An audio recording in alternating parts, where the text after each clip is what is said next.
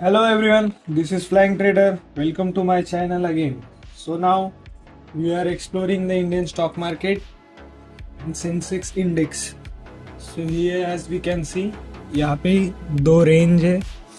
एक रेंज है resistance level का 85,800 एंड सपोर्ट लेवल का रेंज है 84,500. ये रेंज में ही मार्केट अभी प्ले कर रहा है. नीचे से सपोर्ट लेवल से बाइंग आता है, देन अगेन रेजिस्टेंस लेवल से सेलिंग आता है, सेलर एक्टिवेट हो जाते हैं. सो यहाँ पे यही चल रहा है अभी मार्केट में. जैसे कि लास्ट वीडियो में कहा था कि next target will be over 86,000 पर मार्केट आज मंडे को गैप डाउन ओपन हुआ.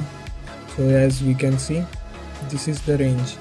अगर अगेन मार्केट गिर के यहाँ पे सपोर्ट लेवल पे आता है, so here you can buy and long your position to the first target 85,000 from 84,000.